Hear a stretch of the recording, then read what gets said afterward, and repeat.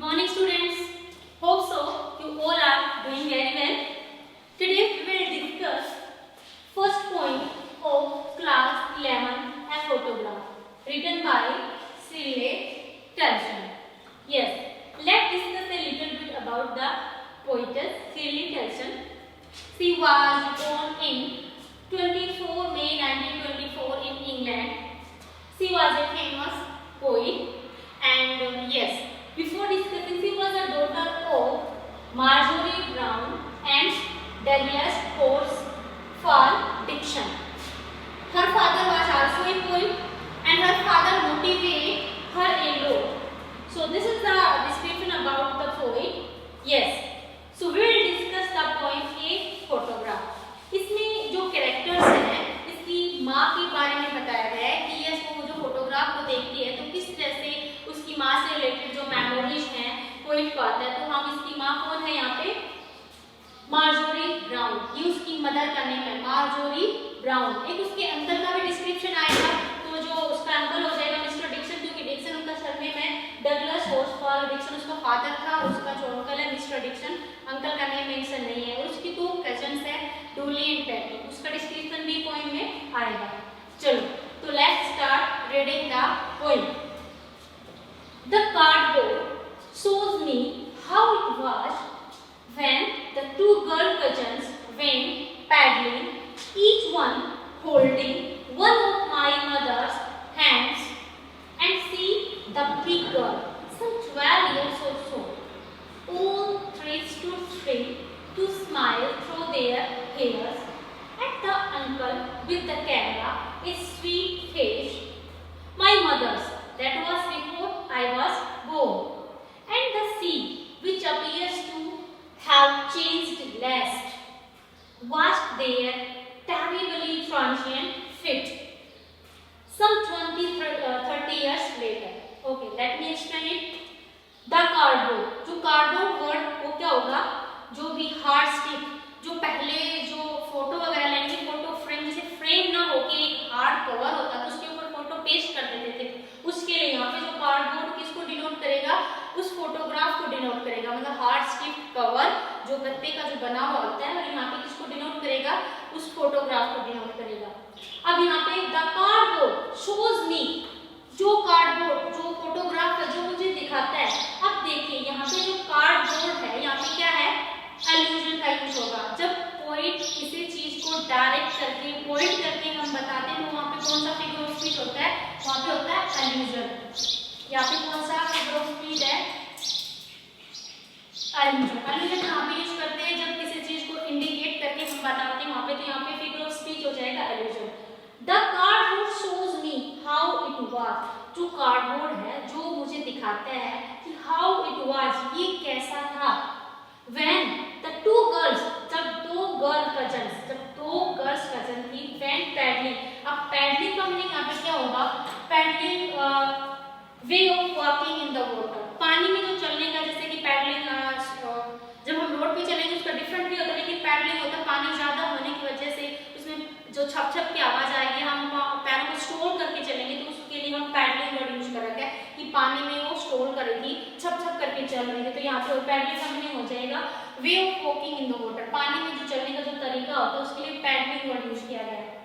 Cousins went paddling, each one holding, each प्रत्येक ने holding पकड़ा हुआ था, one of my mother's hands, मेरी माँ के हाथ को, मतलब दोनों ने मेरी माँ के, मतलब एक साइड में एक हाथ को दूसरे दूसरी, मेरी जो कजन्स थी उन्होंने मेरी माँ के हाथ को पकड़ा हुआ था, हाथ को मतलब दोनों तरफ से पकड़ा हुआ था। And see the big girl, और वो जो बड़ी लड़की थी, some 12 years or so, जो लगभग 12 साल की होगी या उससे कुछ थोड़ी बड़ी। All three stood still। अब stood still देखिए यहाँ पे as to word है, इसकी रिपीटिशन है, तो यहाँ पे कौन सा अलंकार है, alliteration। कोई भी जो वर्ड है जब रिपीट होता है तो वहाँ पे alliteration, yes figure of speech होता है। यहाँ पे क्या हो जाएगा, alliteration,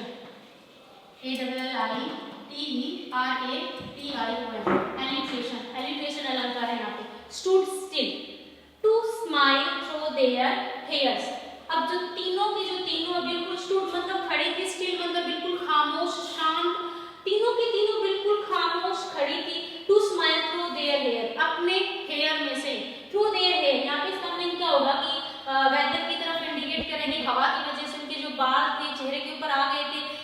बालों से चेहरे पर से नए हटाते हुए उनमें से ही वो मुस्कुरा रही थी। किस पे मुस्कुरा रही थी? एट द अंकल, अंकल के ऊपर, विद द कैमरा, क्योंकि जो अंकल था कैमरा लिए हुए था। अब यहाँ पे देखिए कैमरा, अब जैसे ही मैंने बोला कैमरा, आपके माइंड में कुछ इमेज बनी कैमरा कैसा दिखाई देता है? तो यस, यहाँ पे कैमरा, यहाँ पे खड़ा है सी।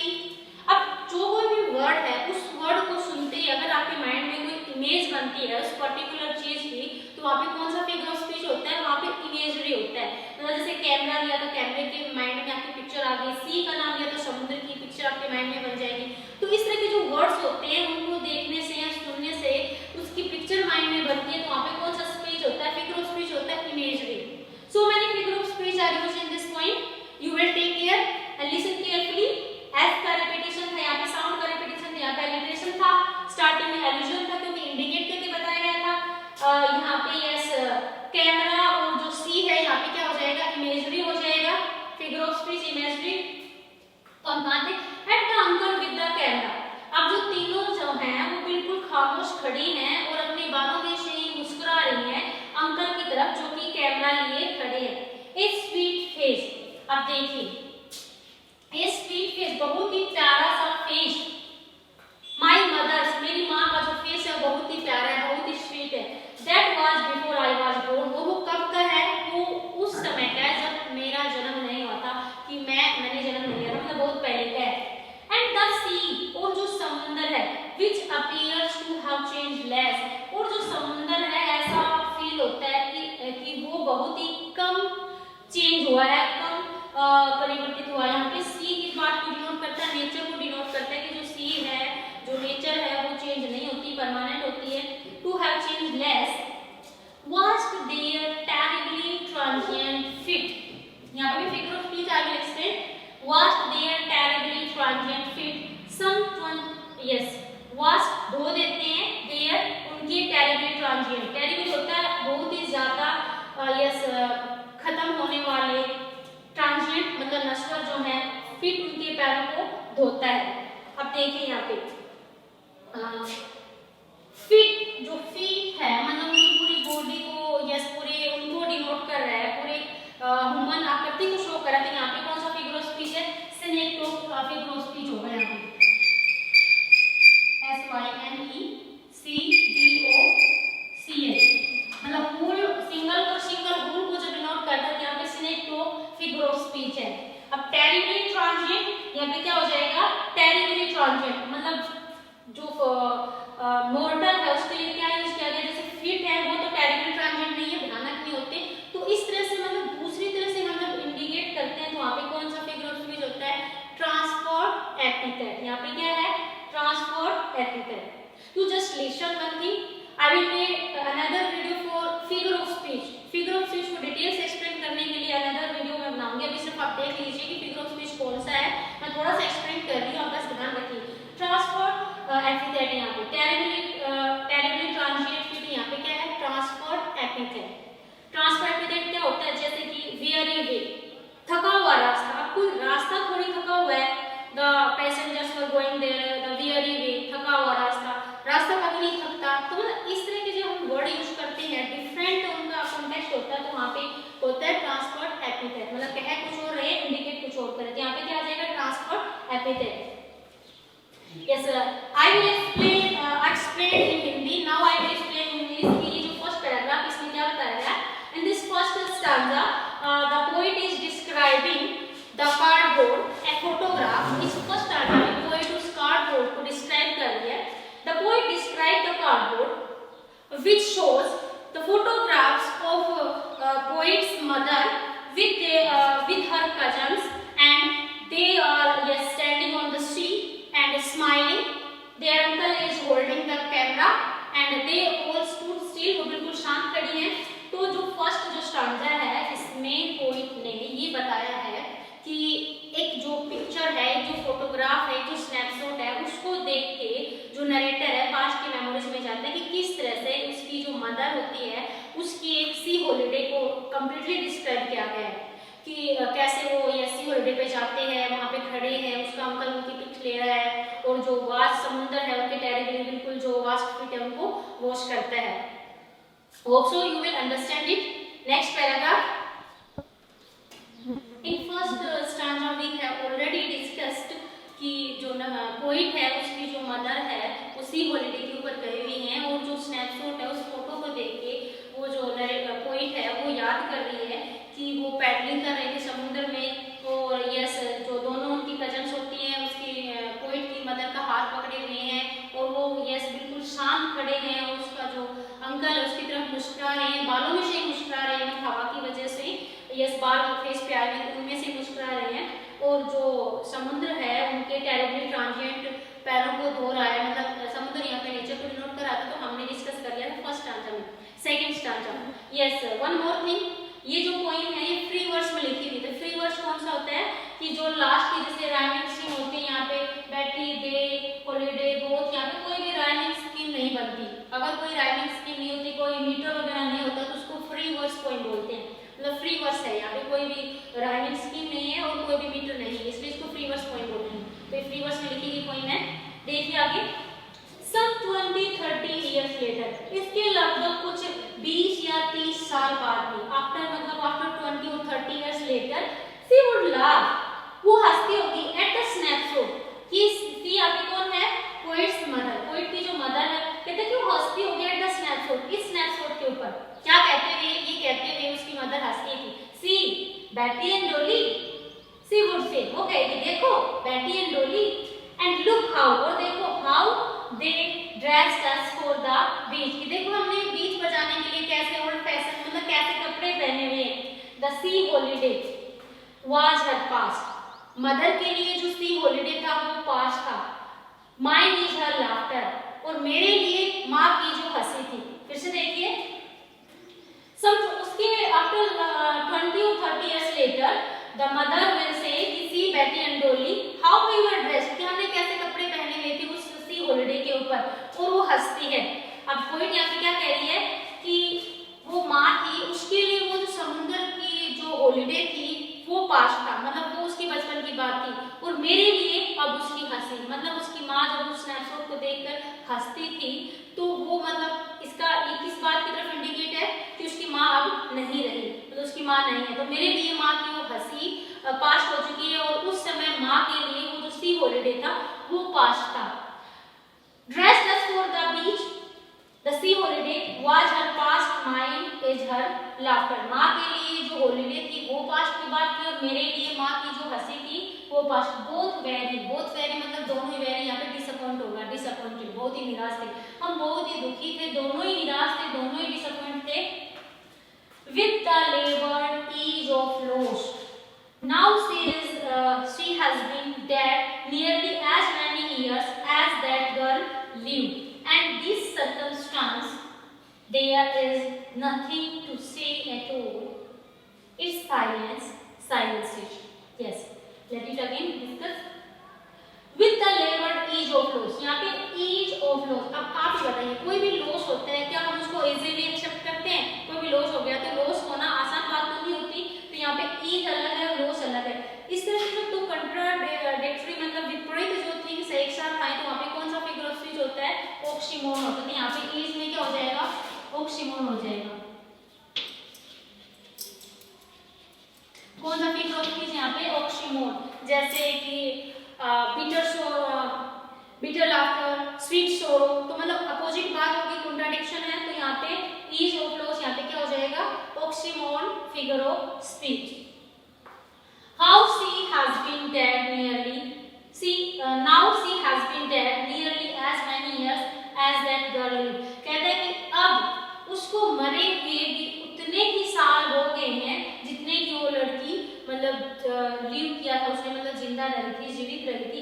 एंड दिस सर्कमस्टांसेस, और ये जो परिस्थिति है मतलब ये जो सिचुएशन है, देयर इज नथिंग, कहता है कि कुछ भी नहीं है. टू से, कहने के लिए कोई बात ही नहीं बचती, एट ऑल, और कहने के लिए कोई बात नहीं बचती. इट्स साइलेंसेज, और इसकी जो चुप्पी है वो हमें चुप कर देती है, मतलब खामोश कर देती है. अब साइलेंसेज, यहाँ पे देखिए ये साइलेंस है, ये साइलेंसेज है, तो यहाँ पे कौन सा फिगर ऑफ स्पीच है? पोलीपोटन. पोलीपोटन फिगर ऑफ स्पीच कौन सा होता है? जैसे कि एक ही वर्ड, एक ही रूट के दो वर्ड यूज होते हैं लेकिन उनका मीनिंग अलग है. ये यहाँ पे साइलेंस क्या है? नाउन है, साइलेंसेज क्या तो मतलब एक ही रूट वर्ड के दो वर्ड एक साथ यूज होते हैं लेकिन उनका मीनिंग डिफरेंट होता है। साइलेंस, साइलेंसिस, तो वहाँ पे कौन सा फिगर ऑफ स्पीच होता है? पोलीपोटेंट फिगर ऑफ स्पीच यहाँ पे यूज किया गया है। तो इस तरह से हमारी जो पोएम है कंप्लीट हो चुकी है। Yes, again I will sum up in my own words what is described in the complete poem. In this poem, the poet describes a cardboard, which cardboard denote the poetess mother's past memories. Her mother laughed to see the cardboard so many years later, and she asked Betty and Dolly were the two cousins of poet's mother. They were holding poet's mother's hand. They were standing at the sea beach. Her uncle was capturing the pic and they were smiling through their hair. And after the sea was described that the sea was washing their washes transient feet. जो सी है उनकी transient feet को wash कर रहा है। उसके लगभग 20 या 30 साल बाद उसकी जो mother again laugh to see the photograph and for mother the sea holiday is past and mine the laughter of the mother is past. It means poet's mother is no more than and its silence silences. और ये जो बात थी उसके बाद मतलब कहने की कुछ नहीं होती, ये खामोश कर देती है। and yes with the labored each of loss, इसका मीनिंग फिर से देखिए, कहते हैं कि जो लॉस हुआ है उसकी माँ को खोने के बाद उसका जो क्षति हुई थी, जो लॉस हुआ था, उसको ईज करने के लिए बहुत ज्यादा मेहनत की हम दोनों ने। मतलब मदर ने भी उस मेमोरीज को कि यस कंफर्टेबली रहने लग जाएंगे। Time is a great healer, you know, कि कोई भी बात है समय के साथ साथ वो हील हो जाती है। तो कहते हैं कि बहुत मेहनत की उस लॉस को हील करने के लिए कि अब कंफर्टेबली बिना माँ के भी लिव कर रहे हैं, रह रहे हैं, लेकिन दैट टाइम उस समय वो सिचुएशन बहुत ही ज्यादा टेरिबल थी। तो इस तरह से जो सिरले टल्सन है इसमें इस कार्डबोर्ड के थ्रू अपनी माँ से रिलेटेड कुछ बातें और जो नेचर है उसकी परमानेंट को कि nature is permanent and man is mortar, कि जो ह्यूमन बीइंग्स हैं वो नश्वर हैं, मोर्टल हैं, जो नेचर है वो परमानेंट है। तो इन सब चीजों को इस पोएम में डिस्क्राइब किया गया है। Let's discuss a little bit the question answers of the words. What does the word cardboard denote in the poem? Why does this word be used? इसमें जो cardboard किसको denote करता है? Cardboard denote the photograph. Okay, a hard stiff cover which denotes the photograph. जो photograph को denote करता है। What has the camera captured? Camera क्या capture करता है? Camera captured yes some beautiful moments, the pics of poet's mother holding hands of by her two cousins. जो camera है उस पास्ट के जो ब्यूटीफुल प्लीजरेबल या मोमेंट उनको कैच करता है, उसकी मदर की पिक को कलेक्ट करता है। What has not change over the years? क्या चेंज नहीं हुआ है? सी। ओके, जो नेचर है सी है वो चेंज नहीं हुआ है। Does this suggest something to? Yes, it suggests that कि nature is permanent and man is mortal. जो नेचर है वो परमानेंट है और मैन क्या है वो मोर्टल है। The poet's mother laughed at the snapshot. What did this laugh indicate? जो पोएट की मदर है वो स्नैपशॉट के ऊपर लाफ मतलब हंसती है। This indicate the past memories of poet's mother. Poet की मदर की जो पास्ट मेमोरीज उसको इंडिकेट करती है। What is the circumstance refer to? Circumstance यहाँ पे क्या रेफर करती है? Circumstance refers to the yes bitter sorrow and situations of the past and memories, how they have to suffer so many things. Okay, hope so you will get the point.